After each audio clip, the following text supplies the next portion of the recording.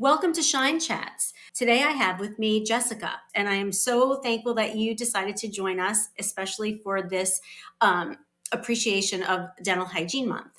So, Jessica, you and I both know that being a dental hygienist can take a toll on your body, but it doesn't have to, right? So, today we're diving into a clinical topic called Workplace Safety for Hygienists with a focus on ergonomics and why investing in your health from day one is essential. So, I just want to know what sparked your passion for ergonomics as a dental hygienist? Yeah, that's a good question. I think when I was in my undergraduate studies, I had a lot of faculty that were very big on ergonomics. And when we were practicing patient care for the first time, they did a really good job of pointing out what we should and shouldn't do. So I think that might have initially started it. And then once I started my graduate studies and I really dove into the literature and I saw how highly prevalent musculoskeletal disorders are among dental hygienists, I just knew that I wanted to be a part of that change to increase career longevity and get rid of those pains so that we can enjoy our jobs on a day to day basis. Absolutely. I've been a hygienist since 1991, and I was taught feet flat on the floor, move your patient. Don't be afraid to say, turn toward me, turn away from me, that kind of thing. So we're not contortionists and throwing our backs out and our neck, having neck issues and things like that. And honestly, I think that's what saved me from being, having musculoskeletal disorders, like you're saying. So, Yeah. can you share some posture do's and don'ts that hygienists should be mindful of? Yeah, you actually hit on some of them just then. So clearly that's helped you with your career and having such a long career. But in exactly what you said, I tell my students all the time, your patients are in your chair for an hour, right? So make them move to you. What do you need them to do? How do you need to adjust them so that you can see better and maintain that neutral posture? Keep your feet flat on the ground, whether you're doing seated hygiene or standing hygiene, right? There are times we have to stand up to do what we do. And those ergonomic principles are still important there too, all of that neutrality. And I think a lot of times we kind of forget about the hands and wrists and how important the neutrality is there as well. But carpal tunnel syndrome is one of those musculoskeletal disorders that's very prevalent in dental hygienists. So we want to make sure that we're also paying attention to what we're doing with our hands and that we're using tools and instruments that are ergonomically designed and sharp so that we can do our job without that much strain on our muscles and joints. Absolutely, because it's that hand, motion that we're using over and over and over again. And without, sharp instruments, like you're saying, it can definitely cause a problem. So, a lot of what we're discussing sounds similar to today's general health care philosophy of focusing on overall wellness and prevention. So, rather than treatment.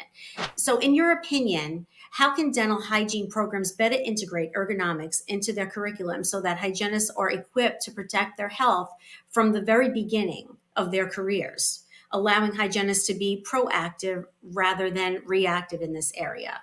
Yeah, I think this is very important. I think a lot of dental hygiene schools are incorporating kind of those basic ergonomic principles about positioning around the patient, and they're using ergonomically designed instruments. But I think one key thing that we could all start to include in our curriculum, if we're not already doing it, is providing these students with the tools on how to self assess their ergonomics. Because we know when they get out and practice, a lot of what they do is by themselves on a day to day basis, right? There's no more faculty in there telling them, hey, you need to be more neutral, or hey, get that wrist neutral. So, giving them the tools that they can know what's ergonomically sound principles, what they should be doing, and then how to assess themselves on a day to day basis to make changes is a very important thing that we can include in curriculum and has been shown in research to be very, very helpful. And I know across the country, I've been hearing a lot of shortages in dental hygiene, and many hygienists leaving the field due to physical pain. What's your advice to the hygienists watching regarding how they can invest in ergonomics from day one to help create a longer, healthier career? Yeah, so I think first and foremost, we have to be our biggest advocates, right? So whether that's investing in the equipment ourselves, loops or seated, different seats that we can have to help with our posture.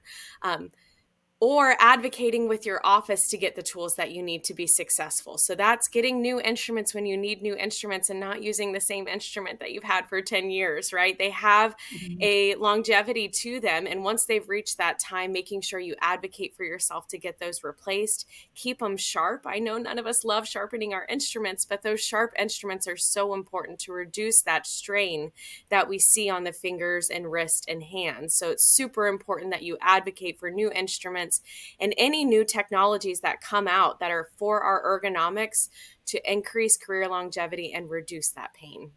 And I know there are companies out there that do, swap out instruments and do sharpening for you. So, like you said, we don't like sharpening. I'm one of those people that don't either, but I do take advantage of different programs that are out there. So, do your research for sure. Yes. What is the one thing you found in your research that most hygienists really don't know? Yeah, so I think the most interesting thing to me and kind of where my research is headed is this idea of variability in what we do.